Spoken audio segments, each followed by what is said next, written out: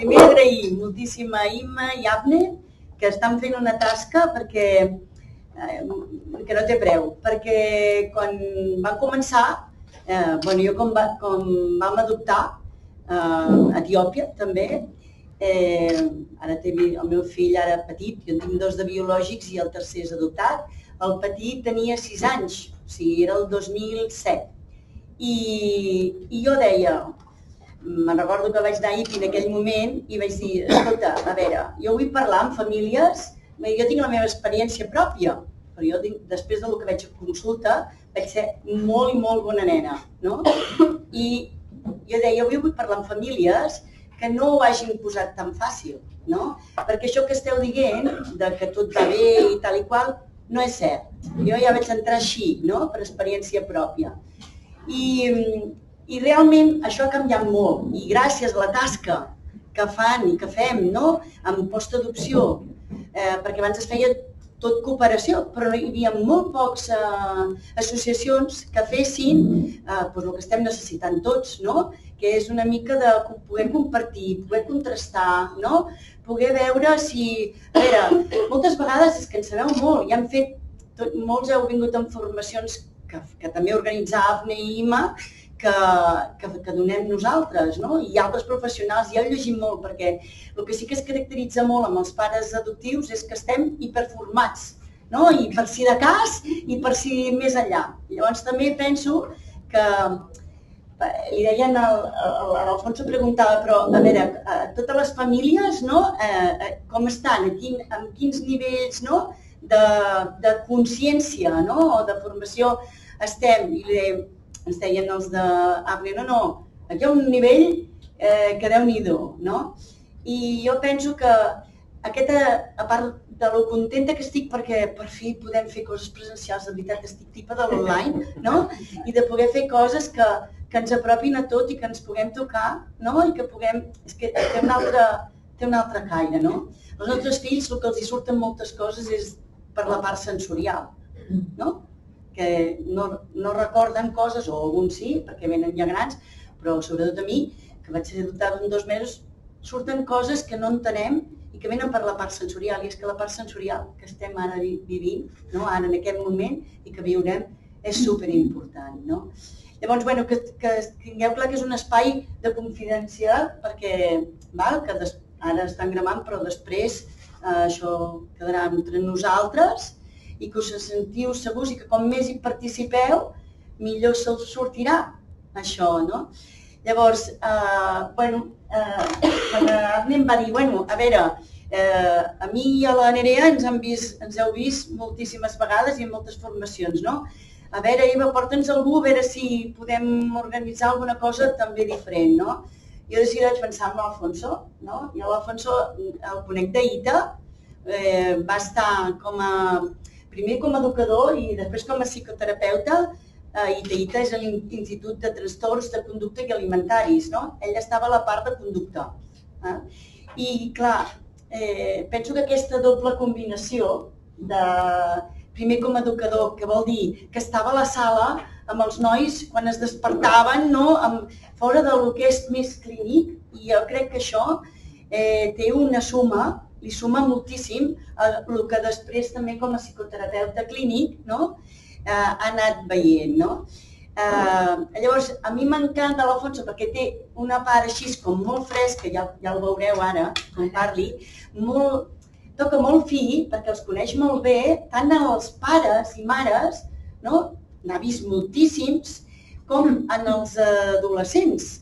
I llavors, té aquella part que a vegades se'ns obliden, tots els que estem aquí, que som pares i mares, estimem amb horror, estimem moltíssim els nostres fills. Però a vegades, per el comportament que tenen, se'ns disparen molt les pors. I a vegades estem segrestats per aquestes emocions que després el dia a dia també ho tenyeix. I llavors jo crec que l'Alfonso té el do de tornar-nos primer a el que ell necessita o ella necessita en aquell moment i on està, aportar-nos a nosaltres també on estem, que és el principal, perquè al final som nosaltres els que ens hem de mirar i veure què ens passa amb allò que fa el nostre fill o la nostra filla, no? I després situar-nos una mica fora d'aquest context, no? Del dia a dia que veiem, per tornar a agafar una mica de perspectiva, aire, oxigen, que és totalment necessari, no? Per poder després estar en vez desconnectar del cap i de l'emoció més tòxica, diguéssim, no? I tornar al cor, que és ell o ella, i el cor nostre, no? I connectar des d'aquí, no? Per tant, Alfonso, jo encantada i agraïda que estiguis aquí, que hagis acceptat aquest projecte. Ell també està en el màster d'ITA, de trastorns de conducta, com a professor de psicoterapeutes també, i per tant, què més dius? Que en sap moltíssim. O sigui que, jo estic aquí de figurant, ara presento, però estic de figurant. També si qualsevol cosa, sentiu-vos lliures de preguntar, i el que no sé us ho diré, mira, no ho sé, Alfonso, com ho veus tu? I si puc aportar alguna cosa des de la meva experiència, tant com a mare, com a filla, com a terapeuta, estic també al vostre servei. O sigui que, Alfonso, todos tuyos. Bueno, gracias. Alfonso, perdona, si quieres tienes micro. Dime. Pero sí, no, prefiero... Vale. Sí, me siento ahí más incómodo. Bueno, primero gracias por invitarme y por dejarme hacer esto, porque yo siempre se lo digo a Eva, lo que más echo de menos trabajando en la clínica privada es los grupos de mamás. Yo llevaba los grupos de mamás, digo mamás porque había padres secuestrados, padres que pasaban por detrás y algún padre implicado, pero en realidad no, la mamá llevaba mucho peso y me encanta, o sea, creo que realmente la comunidad de padres que se crea cuando, la mamá siente culpa, siente inseguridad, siente impotencia, ¿no? La comunidad de mamás diciendo, estamos todas ahí, o sea, no te preocupes, no te está pasando algo a ti que sea solo tuyo. Entonces, o sea, me encanta estar en contacto con eso. Gracias a Eva, si hago la mitad de lo que ella dice, yo creo que ya lo he petado en la vida. O sea, y luego, la parte importante de lo que decía yo, para mí, lo que quiero es que hoy sea útil. Entonces, si alguien está en un proceso terapéutico y yo digo una cosa que resulta contradictoria, o resulta confusa, o sea, que tenga permiso para decir, oye, yo tengo entendido otra cosa, es decir, no es algo... Para mí la psicología son mapas, ¿no? Y yo siempre explico que son mapas como si tú en el Google Maps, yo me ubico mejor con la capa donde solo se ven dibujos y alguien se ubica mejor con la capa donde se ven los edificios. Entonces igual, lo que yo estoy explicando en mi mapa resulta contradictorio para alguien que tiene otro mapa, pero igual no lo es. Entonces, todo está abierto como a... ostras, yo he vivido otra cosa o esto no me cuadra tanto. Entonces, lo que hablábamos, ¿no? Esto es una charla de amigos y sobre todo tiene que ser una charla útil para vosotros, no para nosotros. Entonces, total permiso para decir, vale, Alfonso, esto no lo entiendo. O Alfonso, yo tengo una experiencia distinta, ¿vale? Eso me parece como fundamental. Alfonso, me he olvidado que lo hemos dicho antes. Alfonso parla castellà perquè és de Múrcia, us origina ja fa temps. Bueno, soy de Alicante, pero si hablo catalán me sale un valenciano de mi abuela que no... de bocadillo ya muy que si decía mi abuela a gusto, entonces mejor no hacerlo. Llavors, havíem dit, preguntem una mica al sondeig, perquè jo veig cares conegudes, però no tots. Llavors, quants tenen fills més grans de 12? Vale, perfecte. La trinxera. Quants d'ells estan, o ells o vosaltres, estan en procés terapèutic, diguéssim, en consultes terapèutiques? Vale, perfecte. Liderazgo. Genial. Genial. Vale, pues si queréis, empezamos. Ya veréis, el PowerPoint es simplemente una guía un poquito para ir sacando el tema, ¿no? La primera parte, o sea, más o menos todos hemos aprendido, y todos los que habéis leído un montón, porque me imagino que habéis leído más libros que yo, sobre el desarrollo psicoemocional, el desarrollo evolutivo, hay 1000 teorías.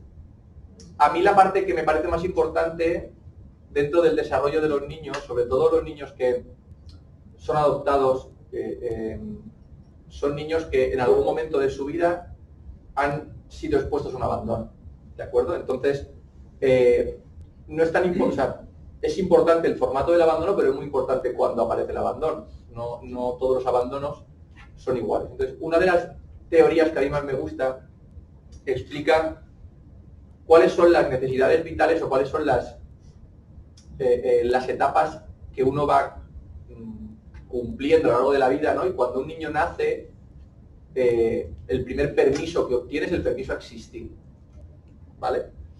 Esto lo damos por hecho muchas veces, pero seguro que vosotros habéis vivido experiencias donde yo no entiendo por qué la conducta de mi hijo o la conducta de un compañero de mi hijo parece realmente autodestructivo. O sea, parece realmente que sabotea su existencia y que incluso las cosas buenas, incluso llamar a mi hijo guapo, incluso decirle a mi hijo qué bien te queda ese pantalón, le molesta, ¿no? Y entonces hay muchas veces que cuando hay un abandono muy temprano, una de las primeras cosas que el niño aprende es no tengo derecho a existir. O sea, y eso se da entre los 0 y los 3 meses de vida, ¿no? Hay un dato que a mí me gusta mucho. Durante los primeros 12 meses de vida prácticamente, el ser humano se relaciona con el entorno a través de su cuerpo, ¿vale? Y a mí hubo un dato que me gustó mucho de un profesor que me dijo que siempre nos teníamos que acordar de que el órgano más grande del cuerpo es la piel.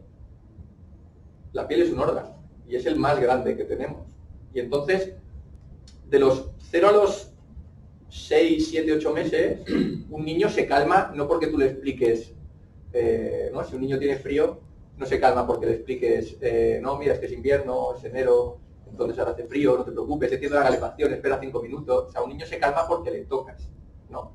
Entonces, de los 0 a los 6 o de los 0 a los 12 meses, se crean los permisos internos más importantes que vamos a tener, ¿no? El permiso para existir, el permiso para sentir, el permiso para ser cuidado y ser querido, y todos esos permisos en muchas circunstancias distintas se han visto interrumpidos, ¿no? Hay chicos de los que, como hablábamos antes, ¿no? Hay chicos de los que no conocemos las historias, pero hay chicos que pasan por 5, 6 estamentos distintos, cuidadores distintos, sitios donde sí, se les da de comer, pero no se les estimula, y toda esa información es una caja negra, es decir, nosotros vemos lo que nos llega cuando adoptamos, pero lo otro nos lo imaginamos, ¿no? Es una incógnita donde pues algunos padres quieren tener una visión bonita, positiva, otros padres tienen una visión más catastrófica, pero no sé, no conozco cómo ha sido la evolución psicoemocional del niño que yo acojo, quiero y adopto. Entonces, para mí esa es la primera trampa, ¿vale? Es la primera trampa porque yo no voy a poder reparar una cosa que yo no he roto. Y si eso no me lo tatúo, ya yo me estoy metiendo en un laberinto. O sea, yo puedo darle, o podré darle una experiencia reparadora, si él la aprovecha. Pero yo no puedo arreglar una cosa. O sea, si ahora alguien se levanta en esta sala y insulta a Eva, yo no puedo coger a Eva y decirle, Eva, lo siento muchísimo, y que a Eva le sirva. No me dirá, pues vale, o sea, empatía, genial, pero yo no puedo reparar un agravio que yo no he hecho y que no conozco, ¿vale? Y entonces, para mí es súper importante porque hay un montón de familias que hacen una cosa que se llama, no sé si conocéis, hay una palabra que se llama iatrogenia. La iatrogenia es cuando el intento de solución agrava el daño que estoy intentando solucionar, ¿vale? Es decir, muchas de las familias se ven atrapadas en yo estoy intentando solucionar una cosa que no he roto yo y ahí precisamente donde mi hijo adolescente me está secuestrando. ¿vale? Y donde nos estamos retroalimentando. ¿Qué sucede? Cuando luego pasan de los 12, 15 meses, que ya empiezan a desarrollarse con el mundo, ¿vale? Y empieza el desarrollo, digamos, psicoemocional, pero psicoemocional donde ya hay una interacción real, o el bebé es un sujeto más o menos activo, ¿vale? ¿Qué empiezan a aprender? Empiezan a aprender a un nivel muy básico cómo me muevo yo en el mundo emocional. Es decir, los bebés a partir de 12, 15 meses ya saben perfectamente emocionalmente cuál es el mapa de su casa. O en este caso, del sitio en el que están. Un bebé de alguna forma interioriza cuando por supervivencia es mejor no llorar. O cuando por supervivencia el que más llora se lleva al único cuidador que hay entre 25 bebés. O,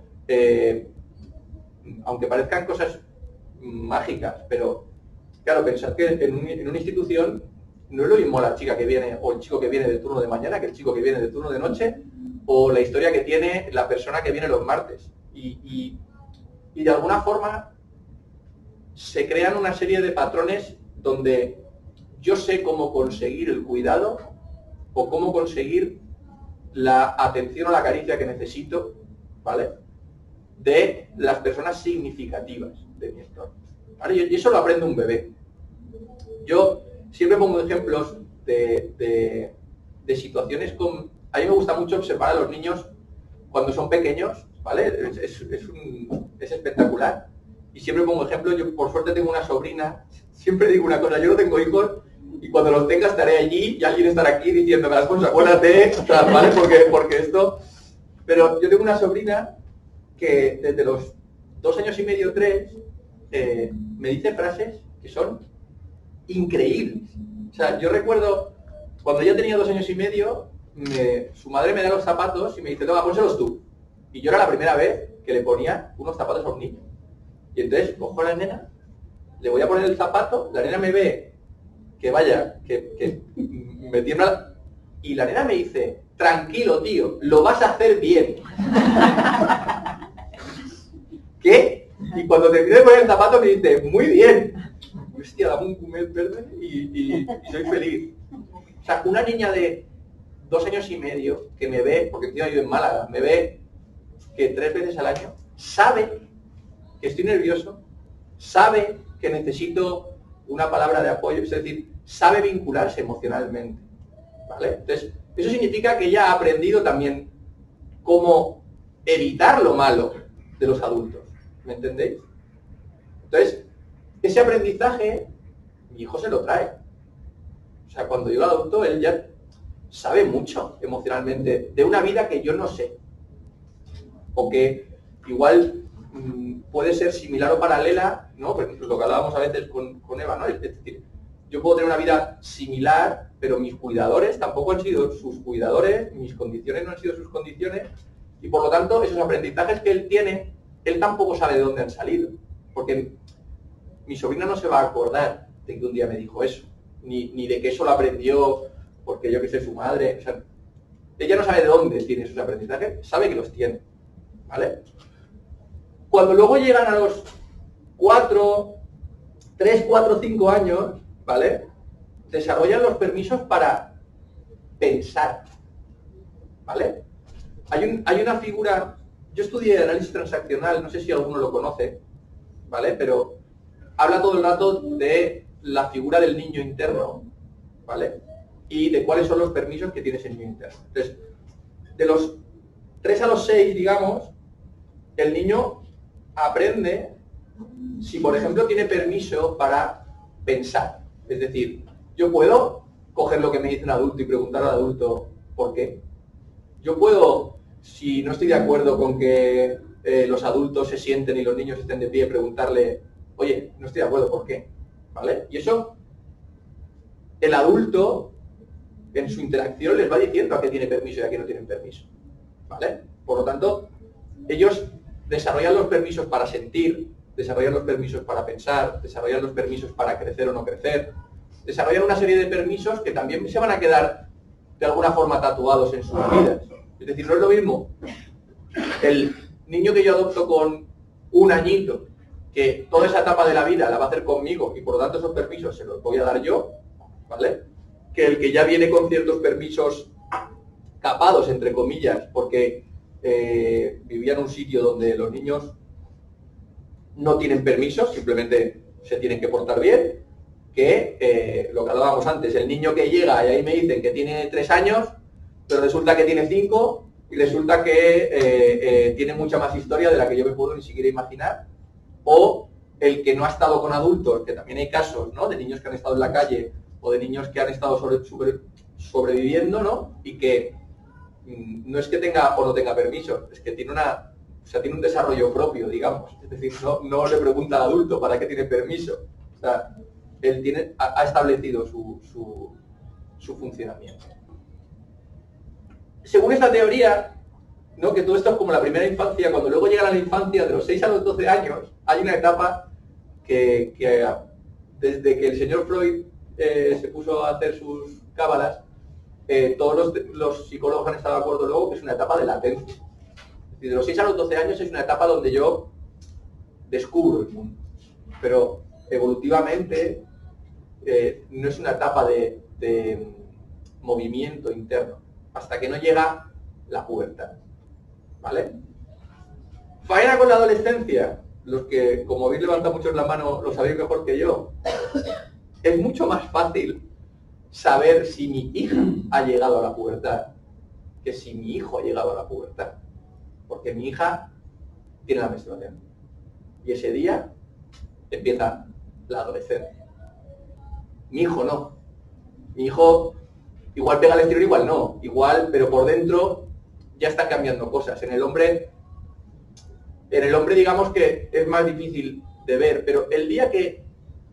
O sea, esta teoría lo que dice es que el día que llega la pubertad, yo tengo que volver a pasar por todas las etapas de mi infancia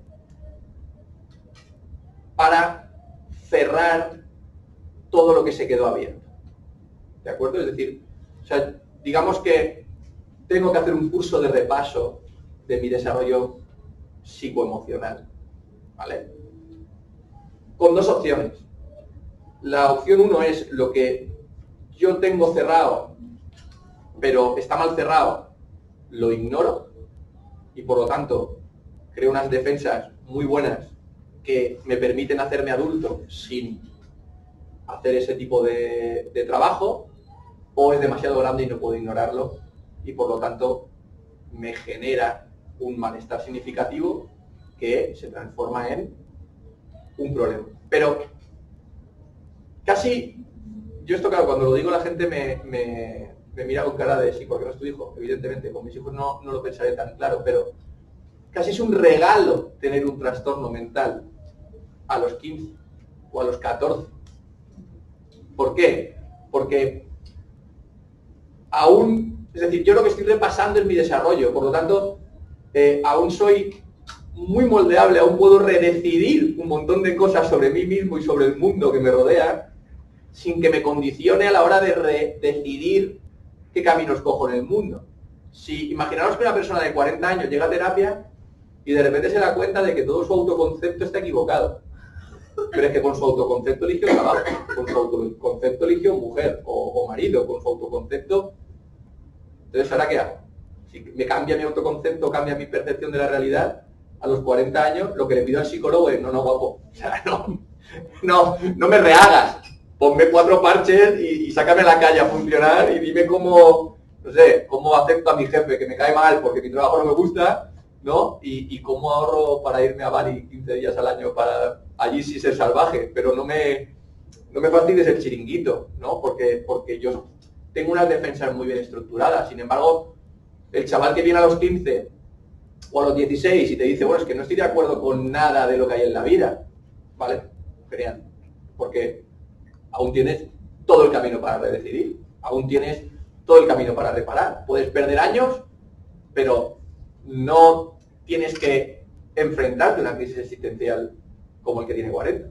Entonces, hay una parte donde aceptar ese malestar del adolescente es muy positivo. Lo que pasa es que aquí entra la parte contradictoria de los que nos dedicamos a la terapia, que cuando los padres, la mayoría de padres, yo entiendo y por suerte entiendo que vosotros no formáis parte de ese colectivo, porque cuando uno adopta ya cuenta con toda esta parte psicoemocional, pero la mayoría de padres a que llevan a sus hijos a terapia.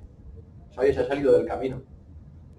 Métemelo en el camino. O sea, no me fastidies, ¿no? O incluso muchos padres que vienen a decir, oye, es que yo antes controlaba a mi hijo porque mi hijo tenía 11 y yo le decía, oye, mira, cuando el sol sale por allí es porque papá hace así. Y ahora mi hijo me dice, no, yo busco en Google, papá, tú haces así y eres un tonto haciendo así. Y el padre dice, no, yo quiero que mi hijo vuelva a hacerme caso.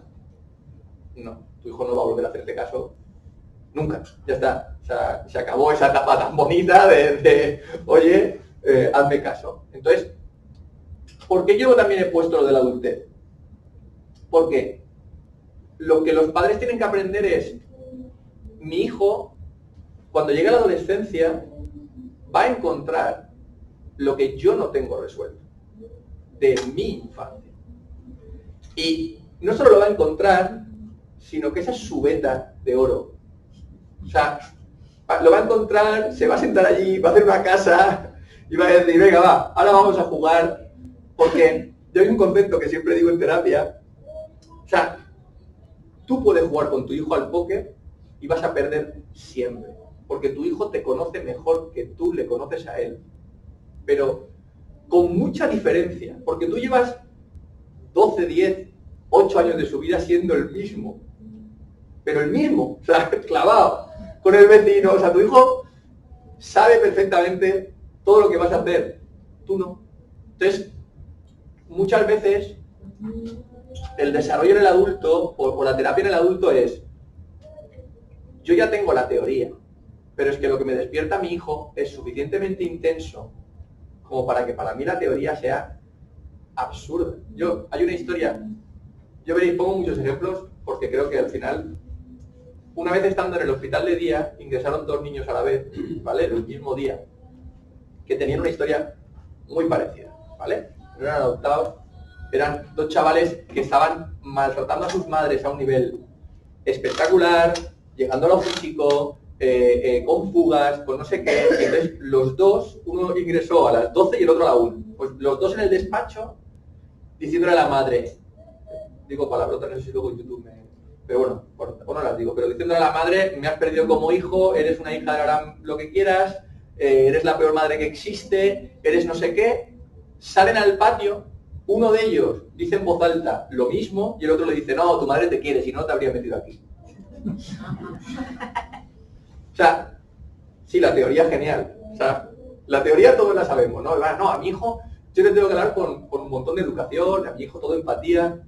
¿Qué pasa? Que cuando mi hijo me desafía, lo que yo siento hace que me olvide de esa teoría. Y entonces, eso es mío.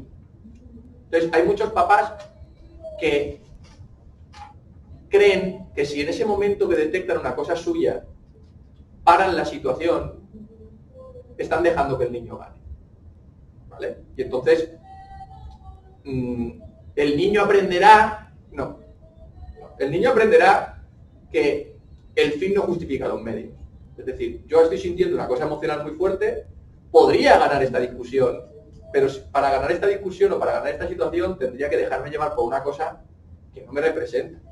Entonces, lo que le enseño a mi hijo cuando le digo, tranqui, yo lo pensaré y lo hablamos mañana, es no todo vale con tal de ganar, o no todo vale con tal de hoy tener autoridad, sino que nuestra relación es más importante, muchísimo más importante que este momento. Ahora, eso no significa que mañana cuando esté tranquilo no te diga, oye, estás castigado, oye, esto me pareció mal, oye, pero cuando yo me retiro de una discusión donde yo emocionalmente me estoy viendo que esto ya no me representa, lo que le enseño a mi hijo es las relaciones son más importantes que las peleas.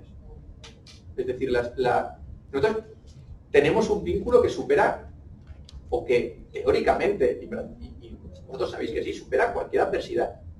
Entonces, yo tengo que ser capaz de demostrar eso en la práctica. Es decir, no, yo confío tanto en nuestro vínculo que me es más importante cuidar el vínculo hoy que decirte lo que pienso, porque ahora mismo no lo pienso, lo siento. Y si me dejo llevar por esa parte en la que yo lo siento, quemaré, y tiene que ver probablemente con algo que yo no resolví cuando era adolescente porque pensé que nunca tendría que enfrentarme a ello. No sé si me explico. Es decir, cuando uno es adolescente no se enfrenta a situaciones donde la persona que más quiere le retira el afecto, que es lo que hace un hijo muchas veces, o le bloquea el afecto. O no se enfrenta a situaciones donde alguien le cuestiona la autoridad, porque probablemente no tiene un rol de autoridad. O sea, es decir, cuando uno es adolescente, puede pasar la adolescencia y convertirse en un adulto que nunca se ha tenido que enfrentar a cosas que se enfrenta por primera vez con su hijo, ¿no? O con su marido, porque no se ponen de acuerdo por cómo educar al hijo. Es decir, que de repente la primera vez que me enfrento a eso es el nivel 10 y nunca me he tenido que enfrentar a eso en el nivel 2, porque nunca he tenido que coordinar o siempre he tenido mano izquierda para saber saltar eso, ¿no? Hay una cosa que siempre pongo como ejemplo en el grupo de padres, que es el ejemplo de la charcutería, que el otro día lo hablábamos. O sea, por ejemplo, ¿cuántos de vosotros creéis que podéis ir a una charcutería, ¿vale? Decirle al charcutero, oye, ponme 250 gramos de jamón, que ponga 400 y decirle, no, perdona, te he dicho 250. Pero así, sin lo siento, sin... No, simplemente con una sonrisa, ¿eh? No, perdona, eran 250. Eso, por educación, no sabemos hacerlo, porque nos han dicho que es educación. Pero eso significa que yo ahí voy a coger una cosa que yo creo que es injusta, voy a decir, bueno, no pasa nada. Me lo llevo, lo pago, ¿vale? Y me voy a ir a casa. Claro, ahí no me genera malestar. Cuando mi hijo me pone en una situación injusta, que yo le tendría que decir, no, sonriendo, sin pedirle perdón por decirle son 250. Es decir, cuando mi hijo me dice, oye, todos mis amigos salen hasta las 2, y yo le quiero decir, ay, tú hasta las 10. Ya está, sin decir nada más, ahí mi hijo sí me despierta un 10. Y probablemente es la primera vez que me tengo que enfrentar a marcar ese tipo de límites sin pedir perdón, porque estoy marcando un límite. Y para eso yo tengo que tener un adulto muy tranquilo. O sea, un adulto que no se deja llevar por los mensajes de a partir de mañana mi hijo no me quiere, le estoy jodiendo la vida, su novia le va a dejar. ¿Me entendéis? Es decir, vosotros os enfrentáis a esa tesitura con los adolescentes diariamente. Es decir, de repente yo quiero poner un límite y me planteo todas las consecuencias emocionales que tiene mi límite. Y entonces pienso, es tan importante que llegue a las 10. En realidad, ¿cómo me hago trampa? ¿No? ¿Cómo me hago trampa al solitario para yo pensar que he sido autoritario, no serlo, y que hoy no nos peleemos? Entonces, todo eso, que luego, para mí es importante que vosotros penséis en situaciones, ¿vale? Genera que en realidad yo no estoy invirtiendo en el apego seguro de mi hijo. Es decir, yo no estoy invirtiendo en el vínculo. Yo estoy salvando el día. Que está muy bien salvado, porque he salvado el día, hoy todos dormimos, es magnífico, pero no estoy invirtiendo en la enseñanza de lo que es un vínculo. Que es lo que ellos tienen roto. O sea, lo que mi hijo tiene roto es ¿qué es un vínculo? ¿Vale? Porque a mí lo que la gente me cuenta, lo que yo veo por el mundo de que es un vínculo incondicional, lo que es el amor incondicional, yo no me lo creo. Y no me lo creo con derecho. O sea, me puedes contar las 1000 historias. Yo no me lo creo. Entonces, si de repente la persona que tengo delante, en una discusión, duda de nuestro vínculo, me está dando una pista de que llevo razón con no creerme. Es decir, si yo hago una maniobra para que mi hijo no pierda el amor, ¿vale? En realidad, sin querer estoy alimentando su teoría de que los vínculos no son incondicionales. Cuando es mentira. Es decir, vuestro vínculo es incondicional, tiene que ver tiene que ver con inseguridades que no tienen que ver con ese vínculo, no sé si me explico. Es decir, le estoy dando un mensaje que en realidad no es cierto, porque yo le quiero incondicionalmente. Todos los padres llegan a terapia diciendo, él cree que no le quiero, y yo sí que le quiero. Entonces, una de las partes importantes, que luego hablaremos y que creo que es importante que vosotros habléis, es cómo sé si estoy invirtiendo en el vínculo o estoy salvando la situación, ¿vale? Es decir, cómo diferencio cuando realmente lo que estoy haciendo tiene sentido a corto o a largo plazo, ¿vale? Y luego lo hablaremos. La siguiente diapositiva, ¿vale? Que habla de síntoma, trastorno y estructura de personalidad, ¿vale? Porque es importante. O sea, un síntoma, después de todo lo que hemos hablado, ¿vale? Lo que mi hijo está haciendo con todo ese desarrollo es crear su estructura de personalidad, ¿vale? No su trastorno de personalidad. ¿Cuántos de aquí, levantad la mano por favor, cuántos de aquí tenéis miedo, que alucinas, al llamado trastorno límite de personalidad? No sé si lo habéis escuchado alguna vez. Todos los niños tienen un trastorno límite de personalidad, todas las niñas sobre todo, o son antisociales, es decir, todos tenemos una estructura de personalidad X, que tiene que ver con nuestro desarrollo. Igual, mi estructura de personalidad es más obsesiva. No tengo un trastorno obsesivo. Mi estructura es más obsesiva. En el lado positivo de mi estructura, ¿vale? Eso tiene un montón de cosas positivas. Es decir, existe una estructura de personalidad que es la estructura que se llama borderline, que es la que se supone que es el trastorno límite. En el lado positivo de esa estructura, yo soy súper sociable, súper empático, estoy súper conectado con la gente, con las emociones. Es decir, eso se va a crear en todos los niños, una estructura. Ahora, ¿qué es un síntoma? Un síntoma es, yo tengo un malestar. Dentro de mi universo de posibilidades, ese malestar no sé cómo solucionarlo. ¿Vale? Dentro de la caja de herramientas que me han dado, ¿vale? Ese malestar, yo no tengo ninguna herramienta que cuadre con ese malestar. Pero aquí hay un palo. Pues hay un palo. Pues voy a coger el palo y voy a ver si a palazos sí que me libero del malestar. Entonces cojo el palo y me pongo a pegar golpes. No soluciono el problema, pero me siento más tranquilo. Pues me quedo esa estrategia. ¿Vale? O aquí hay un porro. Vale, me lo fumo. No soluciono el problema, pero... Es decir, un síntoma es una estrategia para solucionar o aliviar un problema que en realidad yo no puedo utilizar a largo plazo, pero que tiene un sentido. No es aleatorio. Yo no tengo ningún paciente que llegue a terapia. Es que incluso la psicosis tiene sentido. Yo tengo pacientes psicóticos que cuando estructuran toda su historia y te la cuentan, piensan, qué bien estabas en tu psicosis. Es decir, o sea, yo también me hubiese ido allí de vacaciones, porque igual era muy difícil integrar toda tu vida. Entonces, si mi hijo hace un síntoma, la primera pregunta es, ¿vale? ¿Para qué? O sea, ¿por qué tiene sentido? ¿Por qué eso le alivia? ¿Por qué no tiene otros mecanismos de alivio? ¿Por qué? Entonces, ¿qué hace un conjunto de síntomas? Un conjunto de síntomas hace un trastorno. Claro, ¿por qué? Porque si yo tengo 15 síntomas, al final eso interfiere en mi colegio, interfiere en mi familia, interfiere con mis amigos, pero no deja de ser, un trastorno no deja de ser una caja de herramientas muy mala para moverme por el mundo. Y entonces yo ya no tengo un palo, ahora tengo un palo, tengo una piedra, tengo una cadena y tengo un porro. Y entonces esa es mi nueva cajita de herramientas donde yo me muevo por el mundo, estoy agobiado, porro. Me vacila, palo. El profesor es tonto, piedra, pero no soy un cabrón. O sea, no es que... Es que yo me he encontrado delante de una situación probablemente traumática donde hasta ahora no tenía herramientas y he tenido que, entre comillas, crear herramientas de supervivencia. O sea, si yo cojo a un tío que ha naufragado en medio de una isla desierta, le rescato, veo su chabola y de repente le digo, oh, pues esto con unos alicates te los acabas tú en 2 minutos y con una sierra esto, el tío me miraría con cara de ¿tú crees que si tuviese alicate, si tuviese una sierra, estarías tú y yo que estaríamos hablando?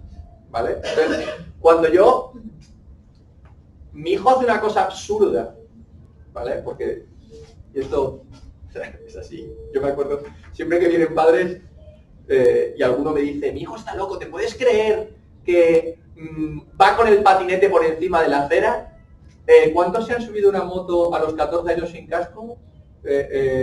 ¿Estábamos locos? No.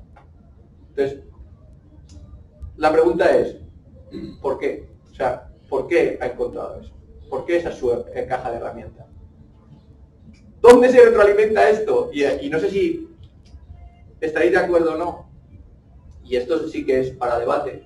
O sea, una de las cosas que se dan, sobre todo en los procesos de adopción, es la sobreprotección emocional. Es decir, no la sobreprotección de que yo a mi hijo no le castigo, no la sobreprotección de que no le frustro, la sobreprotección de que no quiero que sienta toda la frustración que viene con que yo le castigue, porque sé que parte de eso que siente tiene que ver con su abandono. Entonces intento minimizar el impacto o que el impacto de mi castigo sea el justo que yo necesito o que yo quiero para que genere aprendizaje, pero no toque el abandono, pero, ¿sabes? Intento, o sea, empieza a tener como cierta paranoia, ¿no? O cierta obsesividad con el hecho, o obsesión con el hecho de que mis comportamientos hacia mi hijo tengan el impacto emocional que yo quiero que tengan. ¿Me entendéis o no? O sea, no es de la sobreprotección de que los niños, nunca la han castigado, se lo han dado todo, no tiene que ver con eso. Yo puedo haber sido la persona que ha puesto más castigos de la historia y no significa, y aquí vuelvo a poner a mi querida sobrina de ejemplo, que es una máquina, ahora tiene 7 años, y el otro día mi hermana la castiga, está castigada, genial, la niña tenía que estar castigada, se sienta allí, lagrimita y tal, y cuando yo le pregunto, ¿qué te pasa tal? Me lo cuenta, no sé cuánto, y de repente ella, 7 años, me dice, ya la verás, ahora mi madre querrá que la perdone. Y al cabo de 5 minutos, mi hermana le dice, ¿no vas a dar un abrazo? Y mi sobrina me mira y hace, ¿ves? Como diciendo, o sea, mi mamá no está preparada para lo que me está haciendo. O sea, yo tendría que ser la que tarde un día, 2 o 15 o lo que sea, pues a pedir perdón. O sea, me he portado mal, no pasa nada. Y mi madre no me está abandonando en una gasolinera y pegando con un palo, es decir, simplemente me ha castigado. Pero por nuestras heridas, porque nuestros padres eran de una generación donde eran mucho más secos y eso nosotros lo hemos interiorizado como lo hemos interiorizado. Por 1000 cosas. 10 minutos o 15 en esa distancia emocional y al final, cuando yo lo que creo que estoy haciendo es abrir una puerta para que el niño entre, el niño lo que está viendo es como yo me acerco. No está viendo que yo abro la puerta. Yo pongo un ejemplo de un niño que fue expulsado de un colegio, ¿vale?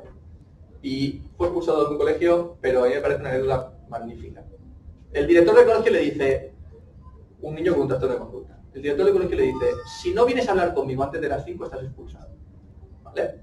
Ya está, esa frase. Y hasta ese momento el director para él era una figura de autoridad que te cagas. Entonces, llega a las 9 de la mañana el niño y se cruza con el director. Y el director le mira, y él le mira, le hacen contacto visual. Y el director pasa por al lado. Hasta ahí genial.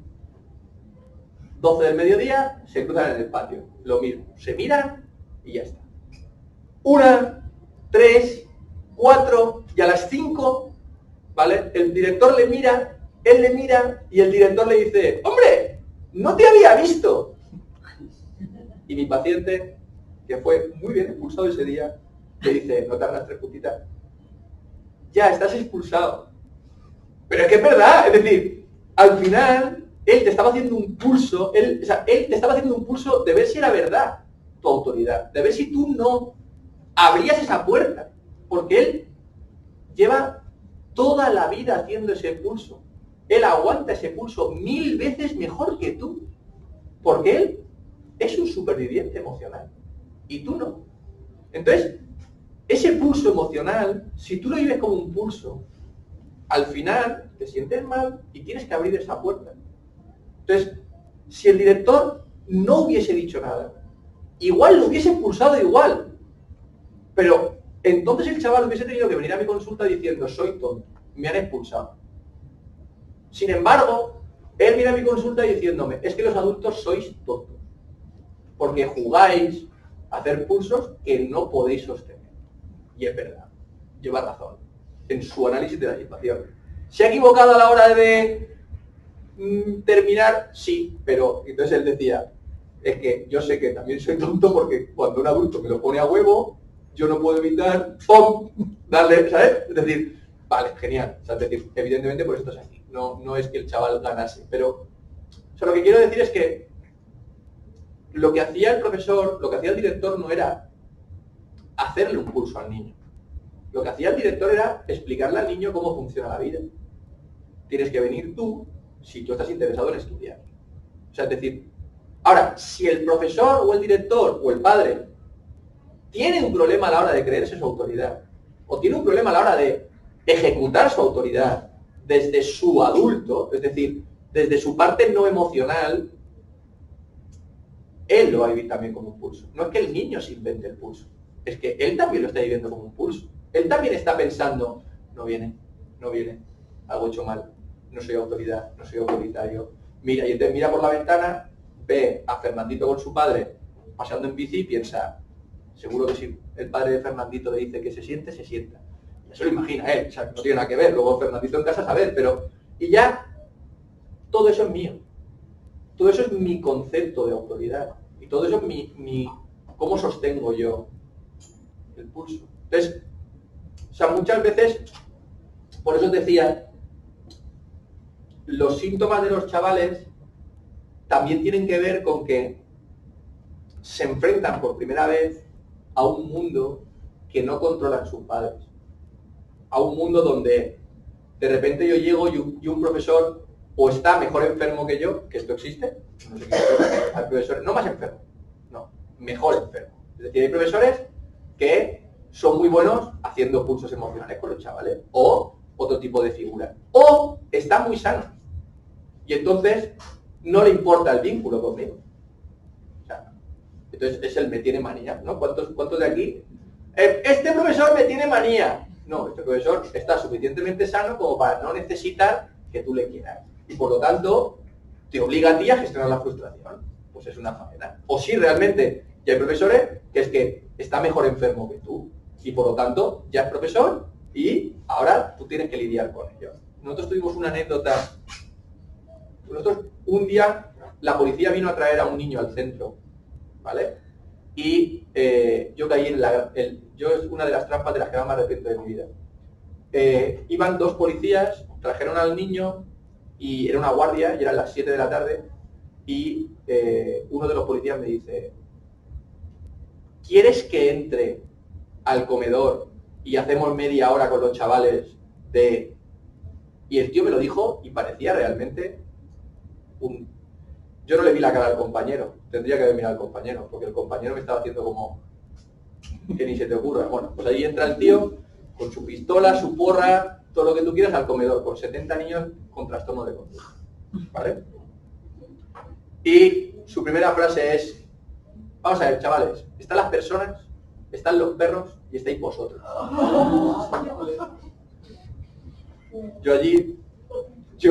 Otro monitor y la enfermera. 70 niños. Entonces, claro, ese tío está mejor enfermo que yo. O sea, ¿me entendéis cuando digo mejor enfermo? Es decir, o sea, su patología es una patología que es muy funcional. Porque míralo ahí con su pistola y su porra, ¿eh? O sea, es decir, y no hablo de que los policías sean así, muchísimo menos, ¿entendedme? Pues este tío. Pero ahí estaba. Y entonces, os podéis imaginar las reacciones de los niños, todas magníficas, que la única fórmula para que no se levantasen en un motín fue, si os peleáis con el policía no fumáis, que lo sepáis, ¿vale? Y todos, joder, Alfonso, es que nos está provocando, yo ya, sí lo entiendo, sí, es verdad, pero... Entonces, esos chavales no saben enfrentarse a una persona que tiene un problema emocional, es decir, no saben gestionar todo eso que está sucediendo y van a salir a un mundo donde existe gente o sus compañeros o sus profesores. Entonces, ¿qué sí podemos hacer con ellos? Darles una experiencia de que nuestro vínculo sí es incondicional y sí que no se basa en nuestras cargas mutuas afectivas. ¿Entendéis? Es decir, yo hacer un trabajo para creerme mi autoridad y aceptar que mi hijo me va a retirar el afecto durante 2 días y darle permiso para que me retire el afecto durante 2 días, no sentirme castigado. Es decir, si cualquiera de vosotros mañana en el trabajo o mañana en su empresa, su jefe le dice, oye mira, el sábado tienes que venir a trabajar 12 horas, es lo que hay. O sea, tenemos un tema de sobreproducción, hay que venir a trabajar 12 horas o hay que hacer algo, y esto es lo que hay. Entiendo que te frustre. Tú llegas a tu casa, y tú coges a tu pareja, coges a tu primo, coges a tu hermano o a quien llames, y tú a tu jefe le pones, vaya, da igual cuánto quieras a tu jefe y cuánto respetas a tu jefe. Tú a tu jefe lo pones de vuelta y media. Primero, a ti tu pareja no te dice, no, lo hace por tu bien, porque entonces a tu jefe y divorcio. Las dos cosas. Tu pareja no te dice, no, ponte en su lugar, porque tú ahora estás en mi equipo. No tiene nada que ver con esto. Y sobre todo tu jefe al día siguiente no te manda un mensaje preguntándote, ¿me quieres? O sea, ¿aún me quieres?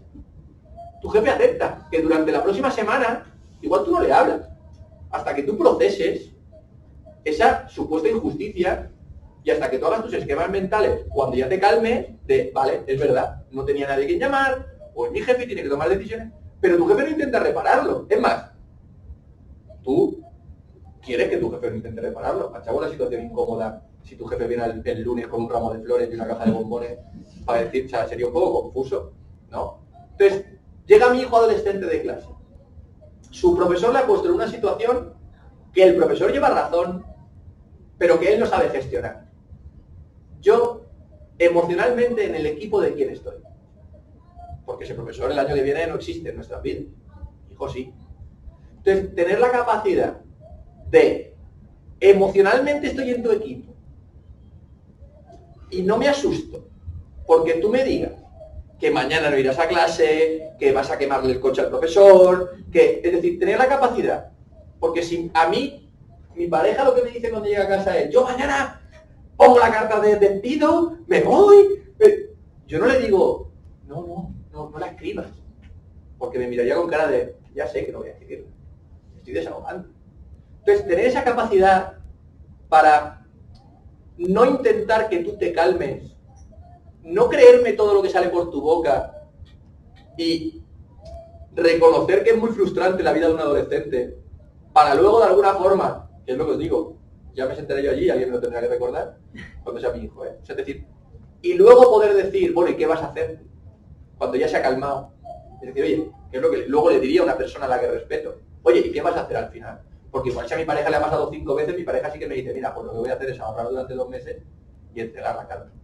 ¿Vale? Pero, es decir, luego poder acercarme a él y decirle, oye, ¿y qué vas a hacer? ¿Tienes un profesor con el que te peleas 10 días a la semana?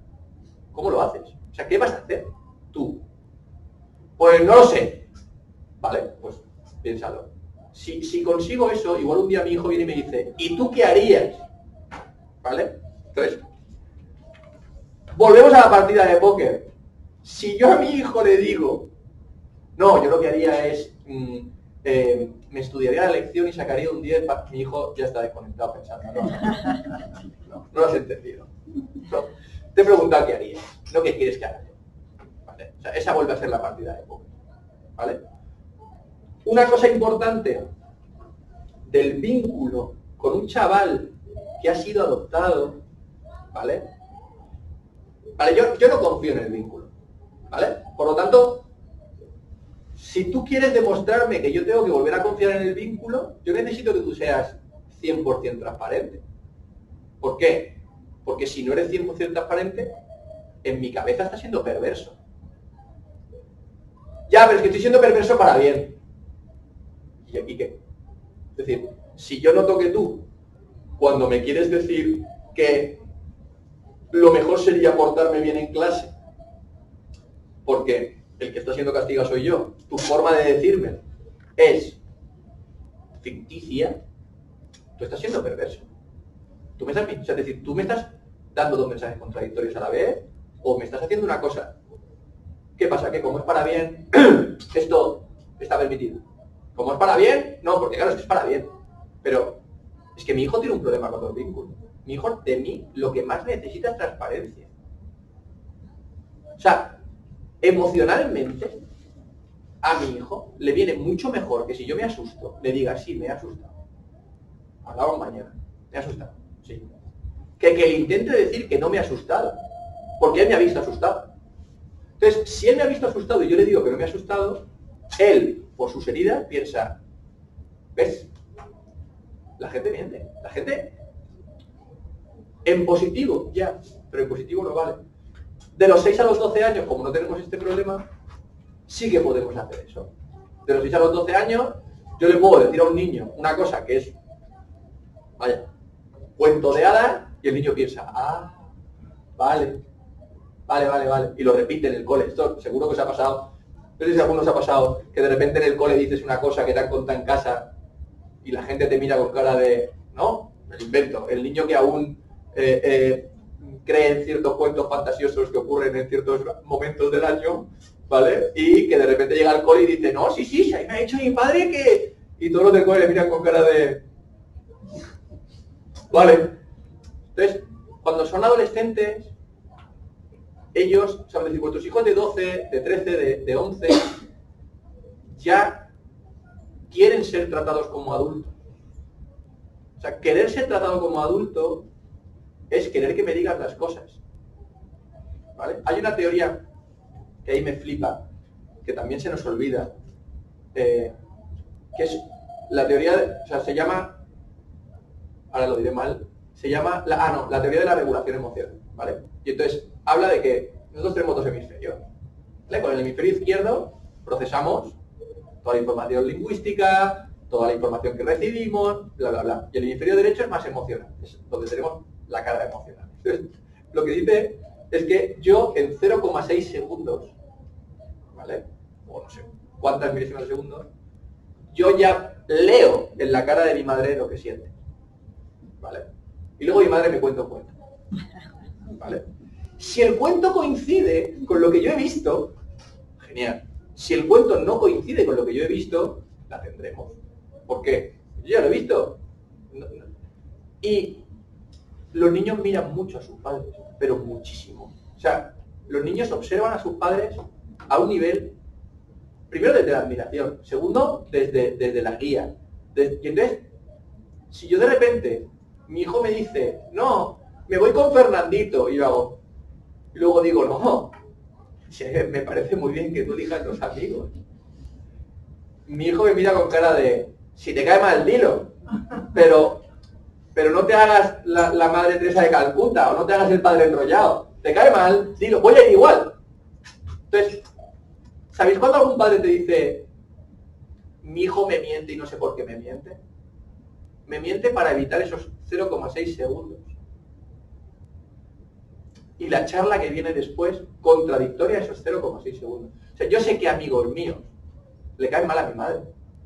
O sea, nada, la vida es así, mi madre ni los conoce. De hecho, esto es lo que los niños no saben, le cae mal a mi madre por lo que yo cuento de ellos.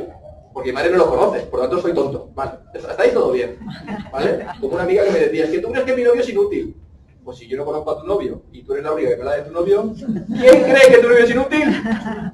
Vale, entonces, pero entonces mi hijo me miente para evitar esa cara. Si yo consigo no cambiar la cara, sino si yo consigo decirle, oye, esta es mi cara, pero tú haz lo que quieras. Es decir, ya está, esta es mi cara. Sí, pienso que ese tío es tonto, por lo que tú me cuentas. ¿Vale? Tampoco me pidas tú a mí que yo te celebre que vayas con el porreta, o que vayas con el chuleta, o que vayas con el que ha repetido 15 veces. Pero, o sea, mi objetivo es que tú veas que soy transparente. Porque soy, o sea, yo como padre o como madre, soy la figura que más confianza te tiene que dar. O sea, yo tengo que estar seguro de que yo te pregunto algo y de que lo que sale por tu boca es 100% sincero. ¿Por qué? Porque además, en estos tiempos en los que nosotros vivimos, el 90% de la comunicación que vamos a tener probablemente con nuestro hijo adolescente encima es digital. Por lo tanto, si yo como padre, como madre, intento mandarte un WhatsApp ignorando la cara que he puesto, ¿vale? Mi hijo está leyendo el WhatsApp sabiendo la cara que he puesto. ¿vale? Por lo tanto, luego a la madre viene, me enseñan una conversación y me dice, mira, qué fuerte. Yo le pongo, no te preocupes, haz lo que tú quieras.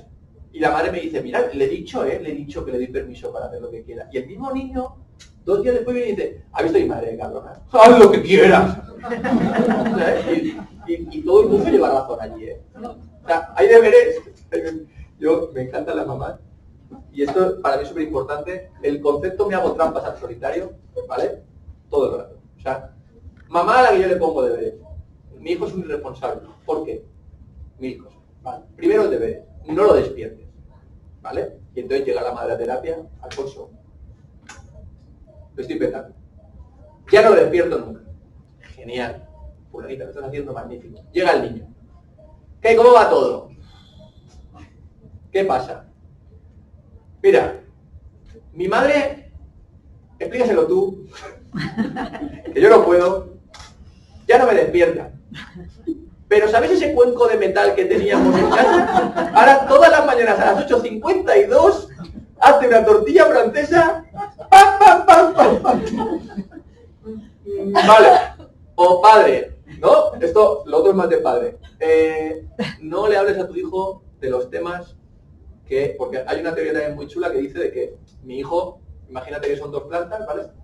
Una planta, el niño que podría ser, y una planta, sus síntomas y el trastorno, ¿vale? Entonces, cada vez que yo me dirijo a una de las 2 plantas, la riego y crezco, ¿vale? Entonces, si yo, cuando quiero potenciar algo bueno, también lo pongo en comparación con su trastorno, con su síntoma, siempre que le riño, crece la planta mala, pero siempre que le intento reforzar, crecen las 2. ¿Por qué? Porque meto en la misma frase las 2. ¿Me entendéis? Es decir, mira lo bien que has hecho esto. ¿Ves? Si siempre hicieses esto, las 2. O solo una, de hecho. Pero bueno, vamos a suponer que le cae alguna gota también a la buena, si tengo un buen día, ¿vale? Entonces, es muy de padre, si de repente mi hijo empieza a consumir, que es el típico, lo típico que sucede ahora, ¿vale? Que está por todas partes, que el hachís, el cannabis está por todas partes, y de repente yo le digo al padre, no puedes hablar de consumo con tu hijo, a no ser que sean conversaciones estructuradas. No puedes ir soltando púas por tu casa y dejando caer a tu hijo todo el día, ¿sabes? Que parece que ya sea como, hola Yonki, ¿cómo te has despertado? ¿Vale? Y el padre me dice, ya está, lo he conseguido. Vale. Llega el niño al día siguiente. ¿Qué te pasa? Explícaselo a mi padre. ¿El qué? Mira mi WhatsApp. 7 artículos. 7 links. ¿Por qué la marihuana convierte a tu hijo en un niño tonto? ¿Por qué hay una correlación entre la marihuana? Hostia, hay algo más pasivo-agresivo. O sea, ¿hola? O sea, ¿te imaginas que tu mujer fuese dejando estropajos por el pasillo? Como, ¡ay! ¡Ay! No sé, ahora aquí se me debe haber caído de la bolsa de la compra. Pero yo he dejado de decir a mi marido que quiero que friegue, ¿no? Esto es un poco estereotípico, pero me entendéis, ¿no? Entonces, o sea, los niños ya están siendo adultos, entienden la pasivo-agresividad. Entonces, y aquí hay un tema. Si yo a mi hijo, la moraleja de lo que yo hago con él para educarlo, es que el fin de educarlo justifica los medios, él entiende que el fin justifica los medios. Igual su fin es que esta noche liga y tiene que salir. O igual su fin es que su novia se ha peleado con él y lo tienen que arreglar hoy. O igual su fin es que tiene que conseguir poner a ese profesor en su sitio. Y yo he sido quien le ha enseñado que el fin justifica los medios. No se lo he inventado. Solo que mi fin me gusta. O creo que mi fin es bueno. Entonces, y esto también es importante, esto no es para que acumulemos culpa. Esto es para que se entienda que venimos de una generación de padres donde a ellos no les importaba si el fin justificaba los medios, porque tenían, o sea, latente otro tipo de autoridad, ¿vale? Es decir, había latente una cultura donde si a mí un profesor me castigaba, mi padre no se iba a plantear absolutamente nada al respecto, ¿vale? No porque sea mejor o peor padre, sino porque era la cultura. Entonces nosotros no jugamos en esa cultura donde el fin justifica los medios. Nosotros jugamos en una cultura donde queremos que nuestro niño hable, queremos que nuestro niño piense, queremos que nuestro niño nos cuente. Entonces, o sea, ahí tenemos que saber que no podemos aplicar esquemas que son antiguos. Entonces, es más un tema para que nos hagamos autocrítica, no para que cojamos y digamos, madre mía, hago todo mal, Alfonso, por favor. No, o sea, es decir, entonces, hay una parte de la siguiente diapositiva, ¿vale?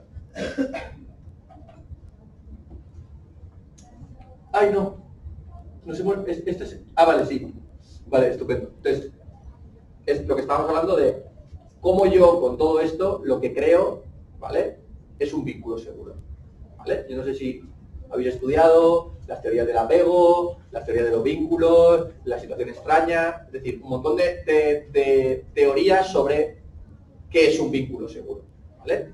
Pero un vínculo seguro, sobre todo, es aquel que no se toma como algo personal mis síntomas o mi adolescencia. No es hacia ti. O sea, tú podrías ser un cono en la puerta que no me deja salir y le pegaría una patada al cono. O sea, no tiene que ver, o sea, tiene que ver con el rol o la función que tú estás haciendo en este momento y que me estás diciendo una cosa que no quiero escuchar. Pero mis síntomas son hacia mí, son hacia mi vida. Entonces, si lo que yo he interiorizado es que la vida es un sitio injusto, la vida es un sitio donde uno tiene que sobrevivir, la vida es un sitio donde hay madres que abandonan a sus hijos, donde que por circunstancias, ahora también lo comentaba, o sea, el otro día nos explicaron delante de mi sobrina que había una señora, una vagabunda del pueblo, la única vagabunda de todo el pueblo, que la acababan de detener porque había dejado a su bebé recién nacido en el descampado. Y lo habían encontrado, y entonces mi sobrina me decía, ¿esa mujer es mala? Pues si tiene 6 horas te lo explico.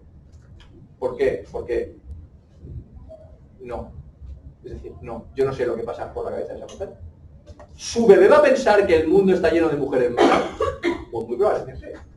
Muy probablemente tenga que hacer muchos cálculos y tenga que colocarlo. Entonces, una de las cosas más difíciles y por la que los papás está muy chulo que tengáis ese acompañamiento entre todos los papás, no sirve de nada un grupo de padres donde si de repente viene él y dice, hostia, mi hijo se ha vuelto a fugar de casa, tengo que hacer una maniobra, si otro padre no le dice, no tío, eso es tuyo, eso es tuyo, eso te está pasando a ti, te lo estás tomando como algo personal, no sirve de nada. Si la forma que tenemos de cuidarnos entre padres es todo el rato también sobreprotegernos emocionalmente, es una desgracia. Porque entonces el padre llega a casa pensando, ¿ves? Es que me la está haciendo. O sea, yo una de las cosas que tuve que aprender, que lo he imaginado, 70 niños en el centro y tú 12 horas con ellos al día, porque por mucho que quieras hacer menos, estás allí 12 horas. Sobre todo cuando eres monitor, es que si de repente el niño sale de una familiar y no quiere entrar a cenar, no me está desafiando a mí. O sea, al revés. De hecho, si tú con toda la calma le decías, tío, tienes que entrar a cenar, y se acaba mi turno, el niño te miraba diciéndote, joder, Alfonso, es que no quiero que esto te salpique a ti, o sea, como diciendo, no sé cómo hacer para que tú te puedas ir a casa porque acaba tu turno y yo seguiré aquí con mi rebeldía. O sea, si existiese una fórmula para que eso pasase, es decir, porque yo no quiero joderle la vida a mi madre o a mi padre. ¿Cómo voy a querer? O sea, pero es que ahora me siento así. Y ellos están en medio y me están diciendo que no me frustre. ¿Cómo no me frustro? ¿O cómo me frustro cuando eres tú el que me frustra y que me pone el límite?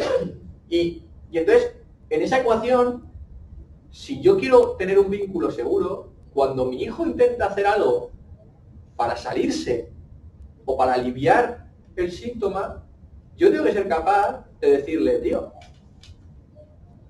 no, te has equivocado tú.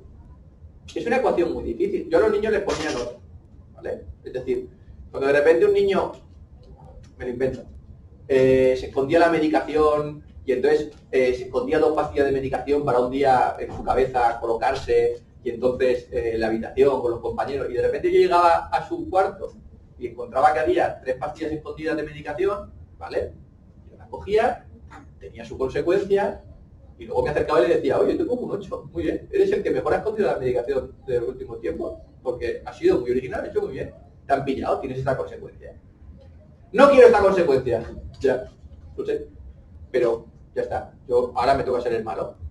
Pues no te contaré nada más en los próximos 6 meses. Pues ya tienes una persona menos con quien hablar.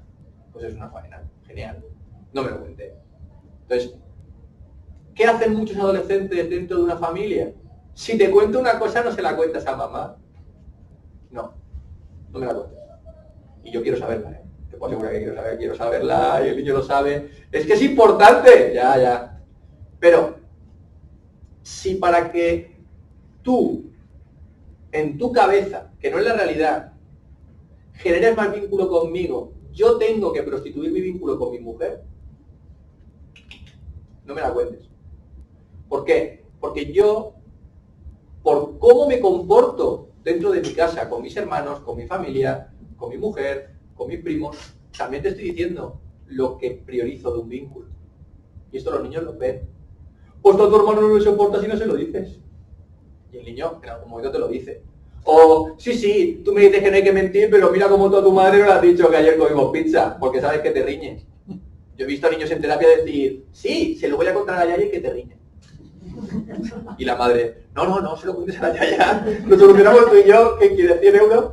Entonces, o sea, para mí es súper importante, para crear un vínculo, o sea, yo cuando llegaban los pacientes, mi primera frase era, genial, los próximos 6 meses de tu vida me vas a odiar, pero a odiar voy a ser un amargado, voy a ser un mal y el mes 6 vas a quererme, vaya, que dentro de 20 años me traerás a tus hijos para que los saludes. Pero el mes 6, no pasa nada, lo que haya, asumo 6 meses de odio. De repente ingresan 15 niños a la vez, asumo 6 meses de 15 niños que te odian. Y lo que tú quieras. Pero no me tomo como una cosa personal. Claro, es más fácil hacerlo con el hijo del otro. O sea, podéis hacer un círculo y rotaros, ¿sabes? Durante 6 meses, ¿vale? De cuidar al hijo del otro. Tengo que de alguna forma acercarme a ese concepto. ¿Me entendéis? Es decir, no dominar ese concepto, pero aceptarme a ese concepto y ver cómo cuando me salgo de ese concepto me sale más rentable decir, no, tiempo, lo hablamos mañana, lo hablamos pasado mañana. Los que formáis parte de familias estructuradas o reestructuradas, ¿vale? También hay una cosa muy importante con respecto al vínculo, que es ¿qué necesito yo de mi marido? ¿O qué necesito yo de mi mujer? O sea, si yo no soy capaz de decirle a mi mujer, mira, hoy no me digas el que me he equivocado. Hoy dime que soy el mejor padre del mundo. Hoy dime que mi hijo me quiere. Hoy dime que lo estamos pecando y que esto es una etapa. Pero si yo de repente me he enfrentado a una situación en la que yo ya detecto que me deja llevar por las emociones, ¿de qué me sirve que mi mujer me dé una crítica constructiva? O sea, no me sirve de nada. Y eso también lo ve mi hijo. O sea, mi hijo también ve que entre los adultos, en las situaciones de emergencia, hay una competición por ver quién aplica la solución ideal, cuando ninguna de las soluciones dependía del adulto, ni de uno ni del otro. Y entonces, eso genera mucho desgaste dentro de las familias, porque yo tengo mi filosofía con mis prioridades, y tú tienes tu filosofía con tus prioridades, y en un 90% estamos casados y por eso estamos juntos, son compatibles, y en un 10% no. Y ese 10% es el 10% muchas veces de qué es más prioritario, de si esto es una emergencia o no es una emergencia, de si tenemos que salir corriendo o no tenemos que salir corriendo. Y entonces, ahí es donde, y lo que decía Eva al principio, lo de resituarnos continuamente de un segundo. Lo que seguro que tiene que pasar dentro de 5 años es que sigamos siendo una familia. No que tengas el bachillerato, no que seas doctor en filología. O sea, lo que segurísimo que tiene que pasar dentro de 5 años es que tú tengas madre y tengas padre. Y entonces, yo puedo tensar la cuerda, yo puedo empujar, puedo mantenerme firme, puedo hacer un millón de cosas. Pero, y esto es lo que... Y la siguiente diapositiva es un poco el concepto, que es un concepto que parece muy tonto, que es... O sea, si tú... No sé si a alguno gusta leer, a mí me flipa leer, y me flipa leer cosas de romanos, ¿vale? Y me gusta leer cosas de este tipo de general romano y este tipo de general que todo el rato te habla de que es capaz de perder una batalla porque tiene claro cuál es la estrategia definitiva de la guerra y sabe leer un poco el mapa. O sea, la diferencia entre técnica, táctica y estrategia es técnica, ¿vale? Vamos a suponer que yo quiero que tú te levantes de esa silla, ¿vale? Entonces, yo puedo coger un montón de técnicas para que ella se levante de esa silla. Si ella no quiere levantarse, todas tienen algo de agresividad. Prácticamente. Si ella no quiere levantarse, todas tienen algo de agresividad. Le puedo poner a la silla, se levantará, puedo cogerla y moverla, puedo ir acercándome hasta que se sienta tan incómoda que tenga que levantarse. Eso es una técnica, ¿vale? Cuando yo aplico una técnica, ¿vale? Tengo que aceptar, porque mi hijo no se levanta hoy y tiene un examen de matemáticas, tengo que aceptar que yo en una técnica tengo pérdidas, ¿vale? Luego no puedo pretender que ella me dé un abrazo cuando nos veamos abajo. No, hay sacrificios. Si yo aplico una técnica concreta para conseguir, porque lo que estoy intentando conseguir con esa técnica es una conducta, no es un aprendizaje. No es que ella entienda que no se tiene que sentar, ni es que ella entienda que cuando yo le diga que se levante, se tiene que levantar. Como mucho el aprendizaje que va a entender es, como no le haga caso a Alfonso me toca la moral y le prende fuego a las sillas. Pero no que le tengo que hacer caso a Alfonso. ¿Qué es una táctica? ¿Vale? Una táctica ya es a medio plazo. ¿Vale? Ya es quiero que mi hijo se saque el curso.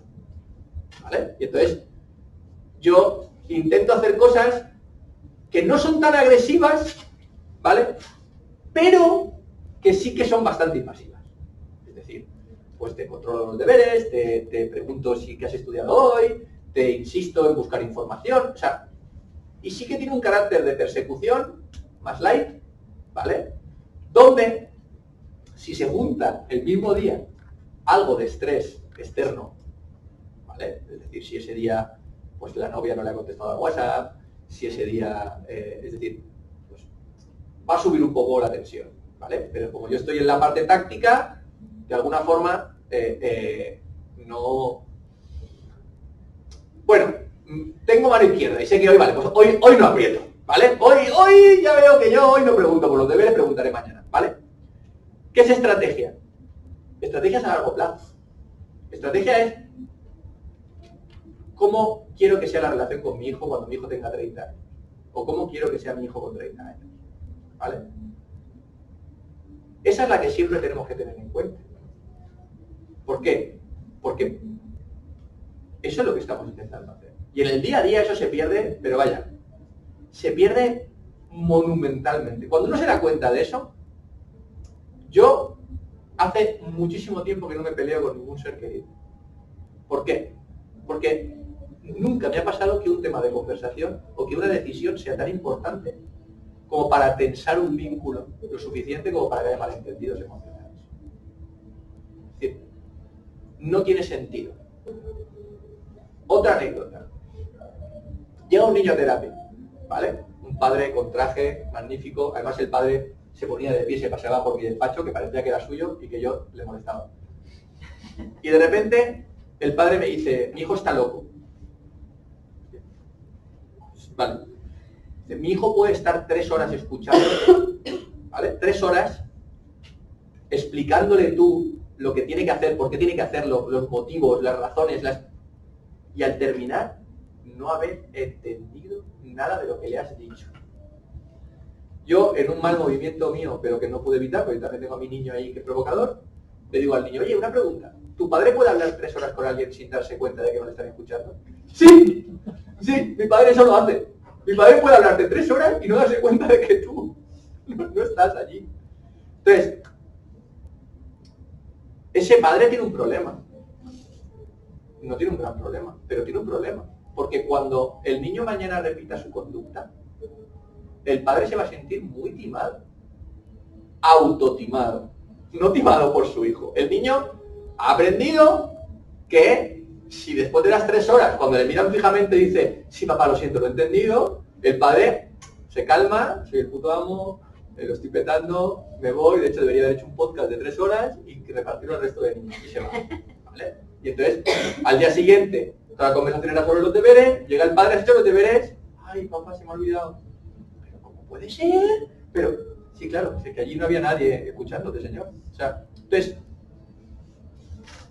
yo tengo que estar todo el rato pendiente de lo que estoy construyendo y con mi pareja y con la persona.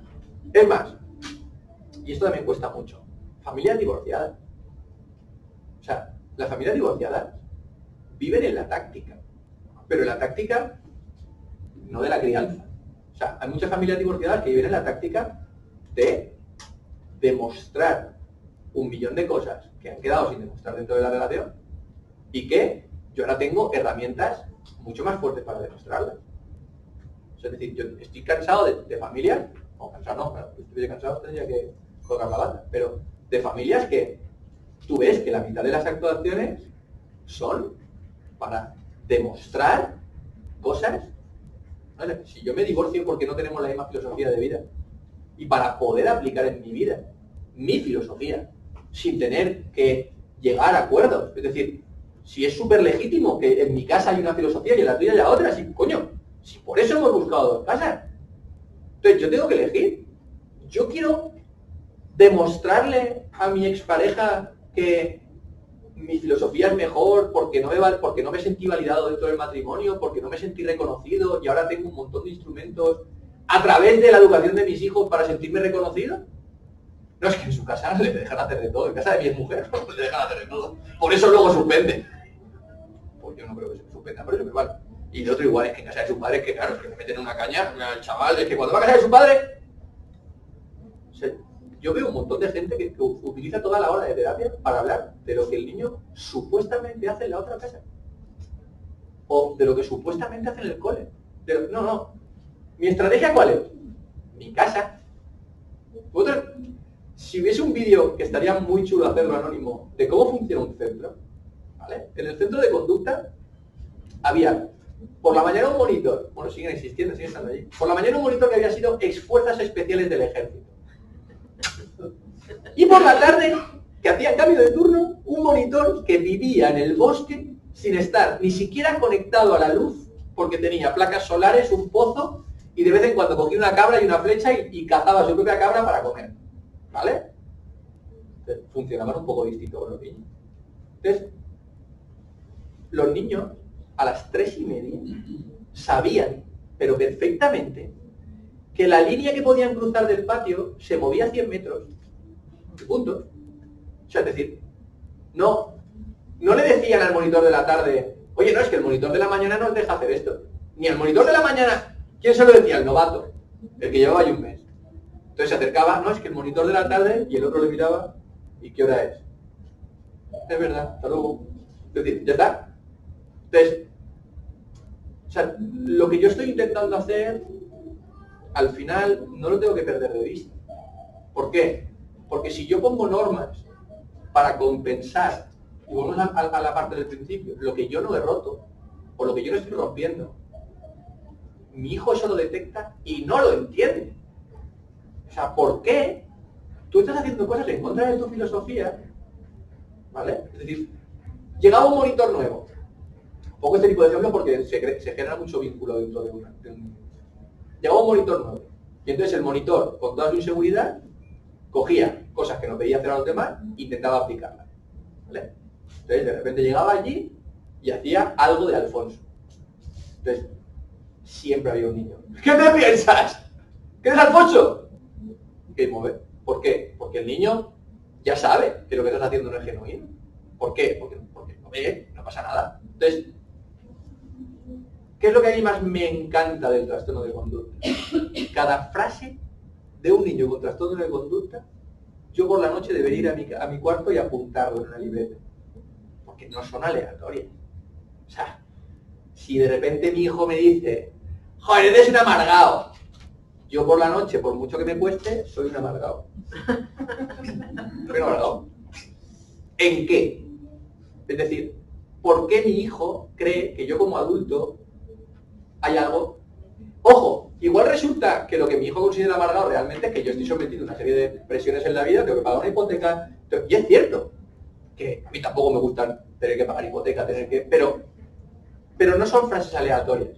Si yo lo que soy para mi hijo es un calzonazo, no me llama amargado, me llama calzonazo. Es decir, mi hijo no tira, o sea, ¿sabes? No tira piedras al aire. Busca la piedra que para mí, esta. Hoy toca esta, ¿vale? Entonces, todo eso es información y si yo ante esas situaciones también me obsesiono con la estrategia, es decir, si mi estrategia es que mi hijo me quiera, no el vínculo, o, una cosa muy importante, que mi hijo entienda que le quiero. Game over. O sea, como alguno de vosotros se obsesiona con que su hijo entienda que es querido. Ya está. O sea, fin. Ahí me ha secuestrado. ¿Sabéis el tipo de adulto? Todos habéis tenido profesores y padres, y el tipo de adulto que necesita que le digan que le han entendido. Es decir, pero repítemelo, ¿pero qué te he dicho? Yo ya te he ganado. Ya está, ya te he ganado. Porque solo tengo que decir, no sé. Y entonces el adulto sigue ahí. Pero, vamos a ver, si te acabo de explicar, si no sé qué, no te he oído. Pero vamos a ver, porque yo también tengo una necesidad de existir, yo también tengo una necesidad de reconocimiento, yo también tengo una necesidad de aprobación. Y si yo me obsesiono con que mi hijo entienda que le quiero, todo el rato le mandaré lo que se llama mensajes contradictorios. Es decir, estás castigado, no puedes salir del cuarto, todo es una mierda, pero te quiero. No, ahora no. ¿Pero has entendido que lo hago por tu bien? Mire, señora, o sea,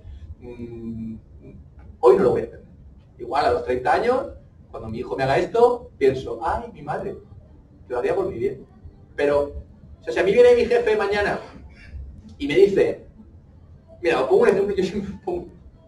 Tú imagínate que en cada carta de las multas de tráfico, abajo, pusiese, ey, que lo hago por ti.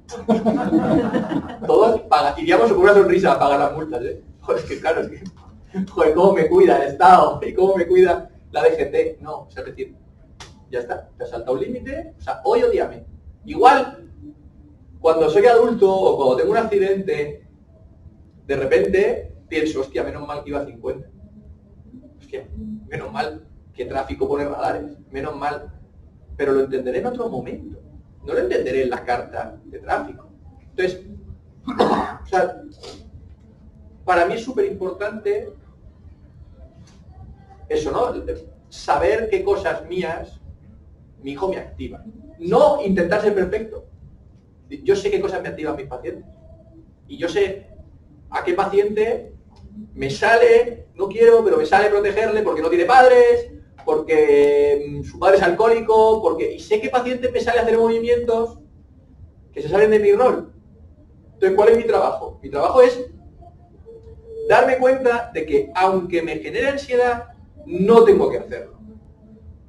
Incluso saber cuándo, por ejemplo, el padre que tiene la fantasía de que si su padre le hubiese obligado a estudiar, él ahora tendría un Porsche y se sube a su satiriza todos los días, ¿vale? Ese padre, si esa es su fantasía, tiene que conseguir decirle a su mujer, encárgate tú del colegio. O sea, encárgate tú del colegio, por favor. Porque cada vez que no hace los deberes, y luego yo me subo a Visión Ibiza, lo que se despierta no tiene nada que ver con mi hijo. Tiene que ver con mi fantasía no resuelta de que mi vida tiene que ver con que no me enseñaron o con que no me empujaron a estudiar. Y yo tengo que ser suficientemente consciente como para saber qué ministerios yo no debo tocar o debo dar la opinión porque si no, yo caigo en la fantasía de que tengo que ser el padre perfecto. No soy el padre perfecto, no existe el padre perfecto, o sea, esto ¿Sabéis los juegos de donde tú tienes un personaje, tienes 20 bolitas y tienes que repartirlas entre 10 habilidades? Pues esto es ser padre. O sea, yo elijo, pues elijo el afecto, pues me dejo otra cosa, es lo que hay. O sea, no existe. Entonces, yo tengo que ser capaz, y por eso también lo del vínculo, lo de tener una pareja o tener una familia, que yo les puedo decir, sin sentirme juzgado, este tema me toca, este tema no. Y mi pareja no me va a decir, no, tienes que también aprender a hacer eso. No, este tema me toca. Necesito que en este tema me cuides. Somos un equipo, ¿vale? O si alguno tiene la oportunidad o en algún momento su hijo está en terapia y él va a ver al terapeuta del hijo, el objetivo no es hacer una tutoría con el terapeuta del hijo. El objetivo es decirle al terapeuta, mira, a mí me cuesta esto. O sea, es decir, esta es la parte que a mí se me despierta. Y tú eres psicólogo, no eres tutor, no me tienes que decir cómo va mi hijo. Mi hijo ya está haciendo un proceso contigo, yo confío en ti, podemos dedicarle a eso 10 minutos. Si todo va bien, todo va mal. Pero yo, en la relación con mi hijo, cuando mi hijo se deja los deberes sin hacer, lo que se despierta en mí, que no hacía deberes, no es lógico. Porque cuando me lo cuenta mi amigo Fernandito jugando al pádel, pienso, adolescente, me estás contando. Y lo hace mi hijo y no. Entonces, esa para mí es la parte importante de, en lugar de la obsesión con ser el padre perfecto, intentar ser el padre que soy. Si yo quiero mejorar, primero tengo que saber en qué cosas se me remueven. Y entonces ir a por esas para intentar que se me remuevan menos. Pero se me seguirán removiendo. O sea, yo tenía un compañero que tenía hijos adolescentes que le preguntabas, ¿qué tal? ¿Cómo va? Y le decía, ya soy el calvo gordo tonto que da vergüenza. Ya hemos llegado ahí. Entonces, hay otra cosa que para mí es súper importante. Y son la figura del padre. ¿Vale? Culturalmente, no sé si estáis de acuerdo los hombres, venimos de una cultura donde conseguir la admiración del padre era muy difícil. Porque culturalmente venimos de una generación donde los padres eran muy críticos y eran bastante serios, ¿vale?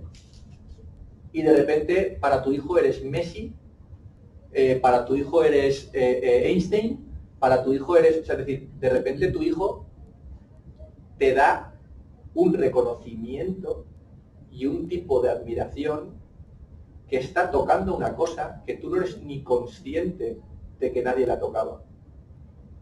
Tu pareja las primeras 6 semanas de relación. Vale, en fin. Luego te bajó del pedestal, tipo, no, ya está, no pasa nada, sigo contigo, pero ya está. Entonces, cuando mi hijo entra en la adolescencia, lo que mi hijo me retira de golpe, y dice, papá, pero si aquí dice Google, pero si tú no haces 4 toques seguidos. Hostia, ayer era Messi, y ahora de repente, soy un pringao. Lo que mi hijo me retira, no me deja otra vez a cero, porque yo no venía de cero. Igual me dejan -2, igual me dejan -3. Si encima yo sigo teniendo relación con mi padre y cuando voy a preguntarle cosas, las frases de mi padre son demoledoras de padre, sé que lo que tendría que hacer es ser más firme. Gracias, papá. Es decir, entonces, para mí el padre o el hombre es el gran olvidado en el proceso terapéutico. Porque además, y esto, porque sois hombres, sabéis, el hombre sigue intentando buscar eso probablemente dentro de su relación. Le he dicho que no sé qué y me ha hecho caso. ¿Sabes? Es decir, sigue intentando que le vean con esa admiración, que le vean con ese funcionamiento. Y entonces, ¿qué pasa? Que de repente voy a ir a un terapeuta, o vamos a entrar en una terapia familiar, o voy a ir a hablar con un tutor, y siento que se me deja de lado, porque no tengo ese lenguaje emocional, o porque yo no me han enseñado a ver la vida así, o porque soy más patoso, y de repente el terapeuta dice, ¿y tú cómo le das cariño a tu hijo? Y yo pienso que me está juzgando. Que está flipado, me voy a ir de aquí. Sí, y la mujer al lado. No le da ni un abrazo le ha dado esta semana, ¿eh? Ni uno. Entonces, para mí es importante también cómo dentro de la familia el padre tiene permiso para hablar de eso y para trabajar esa retirada, que igual la mamá siente más como retirada de afecto físico, retirada de afecto nutritivo, ¿vale? Que tienen los niños que están vinculados, pero lo que se les está yendo a los papás es una cosa que se ignora más. Entonces, para mí era muy importante que no quedase eso ahí como como de lado. De hecho, si miramos cuánta gente viene a este tipo de cosas, ¿vale? Realmente son muchas mamás, ¿vale? Papás implicados y algún papá, que hoy no, pero algún papá que le han dicho, espabila, guapo, que tenemos no sé qué. Hoy no ha pasado, pero a veces pasa. Entonces, yo cuando yo en el grupo de padres entendía, porque a veces lo hacíamos online el último año y medio, el papá que esté aquí porque obligación que se vaya, había 3 que hacían. ¿Sabes? Y entonces yo pensaba, vale, ya sé que 3, no se van a ir porque no hay narices de irse. Pero ya había 3 que giraban la cabeza como diciendo, ¿es verdad esto? ¿Esto? Porque tú me has dicho que no, que era obligatorio. Entonces, igual ahí también es que hay un fracaso para meter y cuidar al padre en el mundo emocional. No es un fracaso solo del padre a la hora de implicarse. Entonces, o sea, para mí eso es súper importante de cara al mundo de la familia.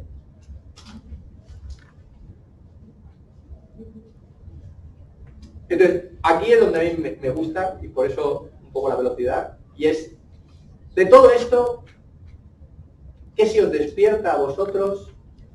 ¿Qué cosas os dan miedo? ¿Qué cosas? Ya veis que no me he querido meter en el tema, o sea, es decir, he tocado los trastornos de conducta en el sentido de que existen y de que son una solución. Pero a mí no me gusta... de hecho, yo en el grupo de padres tenía prohibido hablar de los niños. ¿Por qué? Porque si ahora de repente un padre dice, mi hija se autolesiona, el resto de padres que igual emocionalmente tienen el mismo problema con su hija, dicen, la mía no. Y ya está. Si otro dice, mi hijo fuma porro, es decir, si yo hablo de lo que hace mi hijo, dejo de hablar de lo que pasa entre mi hijo y yo.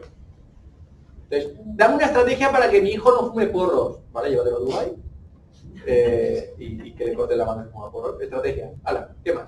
Es decir, ahora, dame una estrategia si yo no puedo hablar con mi hijo de consumo.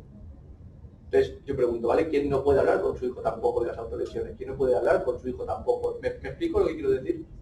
Entonces, ahora la parte importante para mí es, de todo esto vosotros, ¿qué necesitáis? Es decir, ¿qué cosas os dan miedo? ¿Qué cosas os resuenan? ¿Qué cosas necesitáis vosotros para entender lo que pasa o lo que puede pasar en casa?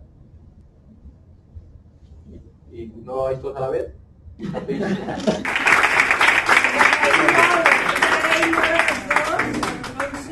Que hàgiu estat aquí, que ens hàgiu donat aquesta oportunitat i jo llenço aquí una proposta sense encomanar-me a ningú ni a ell ni res, que és fer una segona part de continuació si vosaltres us hi aveniu per tot això que ha quedat en el tinter que segurament serà molt interessant.